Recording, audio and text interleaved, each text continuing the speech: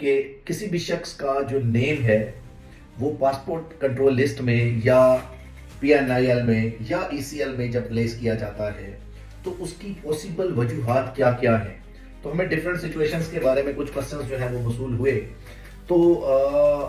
मैंने सोचा कि इसको जो है वो क्लैरिफाई कर दिया जाए, क्योंकि अभी फर्दर जो है वो इम्प्रूवमेंट्स आ चुकी हैं, बहुत सारी अमेंडमेंट्स भी आ चुकी हैं इस चीज़ के बारे में। तो आई वाज थिंकिंग कि मैं इसको क्लियर कर दूं। वैसे हमने इन डिटेल जो है वो डिफरेंट वीडियोस में जो है वो डिस्कस किया है इस चीज़ के बारे में।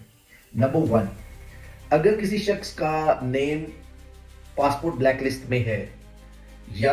पीएनआईएल में है या ईसीएल में है, फर्स्ट क्वेश्चन मुझसे ये पूछा गया कमेंट्स में कि सर ये बताएं कि अगर किसी शख्स का नेम जो है वो प्लेस किया गया हो या पासपोर्ट ब्लॉक किया गया हो तो ये कैसे पता चलेगा कि किसी शख्स का नेम जो है वो ब्लैक लिस्ट है या पासपोर्ट कंट्रोल लिस्ट में है। पहली बात तो ये है कि अगर आपको आइडिया हो जाए तो देन जो है आप फौरी तौर पे जो पासपोर्ट अथॉरिटीज़ हैं, इमिग्रेशन एंड पासपोर्ट ऑफिस में जाके वहाँ से उनका जो, अब तो उन्होंने बड़ा अच्छा सिस्टम बना दिया, उन्होंने फ्रंट डेस्क बना दिया है, वहाँ पे आप जाके अपना CNIC और अपना नेम जो है वो उनको बताएंगे या पासपोर्ट की कॉपी उनको दिखाएंगे तो वो आपको क्लियर करके बता देते हैं कि क्या आपका जो है वो पासपोर्ट किसी भी एक लिस्ट में है, ब्लॉक है या नहीं है, या किस डेट को आपका पासपोर्ट ब्लॉक हुआ और किस वजह से हुआ, वो भी आपको जो है वो बता सकते हैं।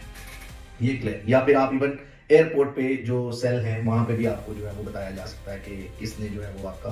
पासपोर्ट ब्लॉक किया है। 99% जो है वो पासपोर्ट जो ब्लॉक करता है वो इमिग्रेशन ऑफिस है, वो इमिग्रेशन एंड पासपोर्ट ऑफिस ही उसको ब्लॉक करता है।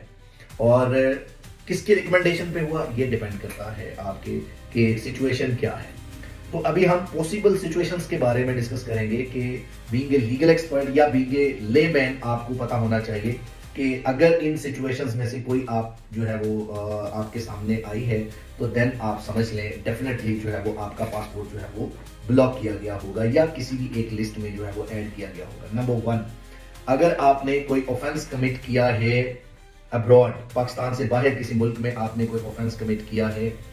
या किसी ऑफेंस में आपका नाम जो है वो रिफ्लेक्ट हो गया है वहां पे और वो चीज वहां पे हाईलाइट हो गई अथॉरिटीज में और उन्होंने आपको वहां से डिपोर्ट कर दिया किसी भी सिचुएशन में, तो देन जो है वो आपका पासपोर्ट जो है वो 100% यहाँ पे आपके मुल्क में ब्लॉक कर दिया जाएगा on the recommendation of that embassy या जो भी वहाँ की जो फॉरेन जो अथॉरिटीज हैं उनकी, उन्होंने जो है वो आपको रिकमेंडेशन भेजनी होती है थ्रू FIA या आपके इमिग्रेशन सेल के थ्रू। वो यहाँ पर रिकमेंडेशन भेजते हैं और यहाँ से आपका पासपोर्ट जो है वो ब्लैक लिस्ट हो जाता है या फिर किसी भी एक लिस्ट में जो है वो ऐड कर दिया जाता है। नंबर टू,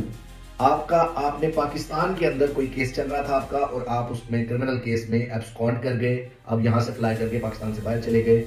और यहाँ से कोर्ट की प्रोसीडिंग चलती रही और उन्होंने आपको PO डिक्लेयर कर दिया, जो proclaimed offender, in another word you can say इश्तिहारी मुलजिम जो है वो उन्होंने डिक्लेयर किया आपको, या कोई वारंट्स या नॉन अवेलेबल वारंट्स आपके निकले हुए थे तो उसकी फर्दर प्रोसीडिंग्स के अंदर नेक्स्ट जो है वो कोर्ट ने डायरेक्शन इशू की टू द पुलिस कि इनका जो है वो ID कार्ड ब्लॉक करवाएं और जो है इनको पासपोर्ट जो है वो ब्लॉक करें या किसी एक कंट्रोल लिस्ट में जो है वो इनको एग्जिट कंट्रोल लिस्ट जो ECL वगैरह इनमें से किसी एक में जो है वो उसका नेम प्लेस करें और फिर उसके बाद इंटरपोल के red notice, yellow red notice जो है वो इशू होते हैं कि भाई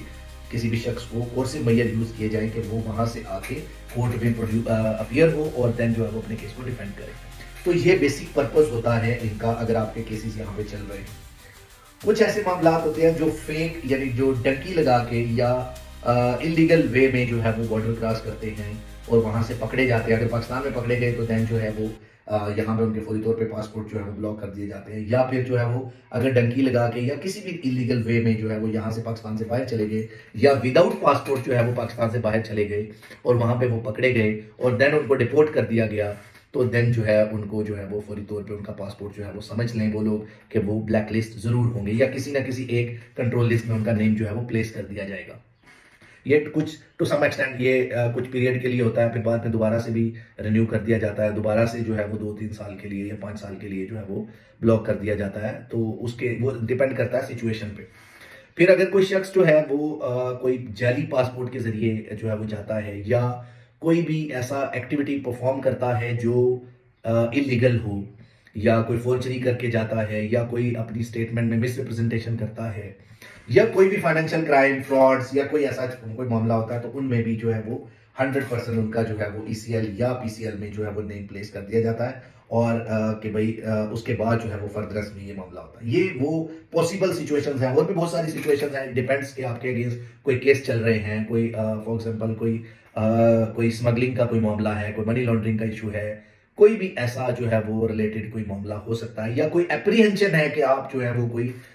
फॉरेन में जो है वो एब्सकॉन्ड कर सकते हैं या कोई केस जो है या इंक्वायरी पेंडिंग है आपके ऊपर और आपका जो नेम है वो प्लेस कर दिया जाता है किसी भी कंट्रोल लिस्ट में।